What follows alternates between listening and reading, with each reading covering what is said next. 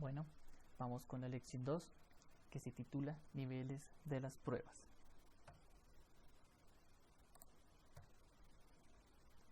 Entonces, iniciamos con un título que se llama El objetivo de las pruebas. Esto quiere decir que las pruebas del software se realizan normalmente a diferentes niveles durante los procesos de desarrollo y mantenimiento. Esto significa que el objeto de las pruebas puede cambiar. Un módulo, un grupo de dichos módulos relacionados por propósitos, uso, comportamiento o estructura, o un sistema completo. Conceptualmente se pueden distinguir tres grandes niveles de pruebas, llamadas de unidad, de integración y de sistema, pues que las veremos más adelante. No hay un modelo de proceso implícito, ni se asume que ninguno de estos tres niveles tiene mayor importancia que las otras dos. Bueno, entonces iniciamos con pruebas de unidad. Las pruebas de unidad verifican el funcionamiento aislado de las partes del software que se pueden probar independientemente.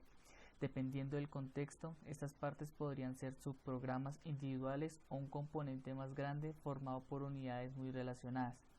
Hay una definición más precisa de la prueba de unidad en el estándar IEEE 1008-87, que también describe un método integrado para realizar y documentar pruebas de unidad sistemáticamente. Pruebas de integración. Una preintegración es el proceso de verificar en sí la interacción entre componentes del software. Estrategias clásicas de integración como arriba y abajo o abajo arriba se usan tradicionalmente con software estructurado jerárquicamente. Las estructuras modernas de integración están dirigidas por la arquitectura, lo que supone integrar los componentes del software o subsistemas basándose en caminos de funcionalidad identificada. Las pruebas de integración son una actividad continua que sucede en cada fase en que los ingenieros de software tienen que hacer abstracciones de la perspectiva de bajo nivel o concentrarse en las perspectivas de nivel que están integrados. Pruebas del sistema. Las pruebas del sistema se ocupan del comportamiento de un sistema completo. La mayoría de los fallos funcionales deberían haber sido identificados antes, durante las fases de pruebas de unidad y pruebas de integración. Las pruebas del sistema se consideran normalmente como las apropiadas para comparar el sistema con los requisitos no funcionales del sistema, como seguridad, velocidad, exactitud y confiabilidad. Las interconexiones externas con otras aplicaciones, las utilidades, los dispositivos hardware o con el sistema operativo también se evalúan en este nivel. Bueno, los objetivos de las pruebas. Las pruebas se realizan en relación a conseguir un determinado objetivo, que se han definido más o menos explícitamente y con diversos niveles de precisión. Definir el objetivo en términos precisos y cuantitativos permite establecer controles en el proceso de pruebas.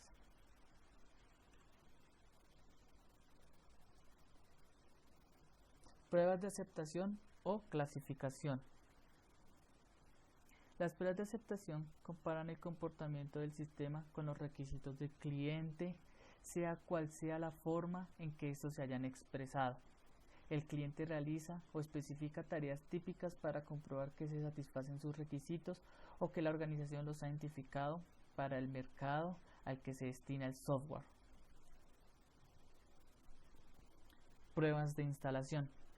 Normalmente, cuando las pruebas de aceptación han terminado, el software puede comprobar una vez instalado el entorno final. Las pruebas de instalación se puede ver como prueba el sistema realizadas en relación con requisitos de la configuración de hardware. Pruebas alfa y beta. A veces, antes de poner el software en distribución, se proporciona un grupo representativo de usuarios potenciales para que puedan usarlo en pruebas de instalaciones de desarrollador, pues también pruebas alfa, o externamente, pruebas beta. Dichos usuarios notifican problemas con el producto. Normalmente, el uso de versiones alfa y beta suceden en entornos no controlados y no siempre se hace referencia en los planes de pruebas. Pruebas de conformidad, pruebas funcionales o pruebas de corrección. Las pruebas de conformidad tienen el objetivo de verificar si el comportamiento del software se corresponde con las especificaciones de que el cliente ha pedido o con los requerimientos. Materialización de la confiabilidad y evaluación. Las pruebas, al ayudar a identificar errores, son un medio para mejorar la confiabilidad. Por contraste, generados casos de pruebas aleatorios siguiendo el perfil de operaciones, se puede derivar aproximaciones estadísticas de confiabilidad. Cuando se usan modelos de potencia de la confiabilidad, ambos objetivos se pueden alcanzar al mismo tiempo. Pruebas de regresión. Las pruebas de regresión, según la IEEE 610.12, son pruebas selectivas que se repiten en un componente para verificar que los cambios no han producido efectos indeseados. En la práctica, la idea de demostrar que cierto software que previamente pasó a un conjunto de pruebas aún las pasa. Las define como cualquier repetición de pruebas que tiene como objetivo demostrar que el comportamiento del software no ha cambiado, excepto aquellos aspectos en que haya requerido así. Pruebas de rendimiento.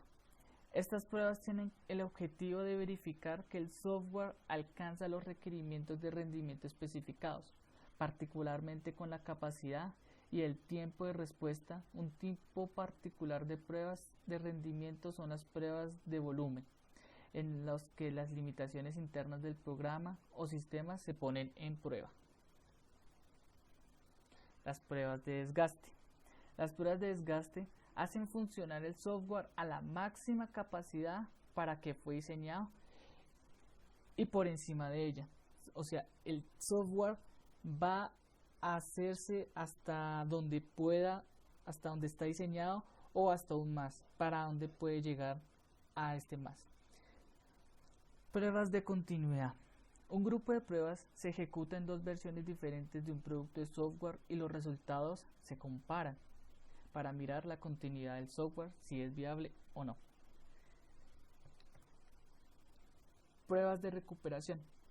El objetivo de las pruebas de recuperación es verificar la capacidad del software para reiniciarse después de un desastre. Si hay un error catastral que pueda dañar, que el software pueda dañar ese sistema operativo del computador o de más información, estas pruebas tendrán un gran valor para que no haya daños, por así decirlo, catastróficos. Pruebas de configuración.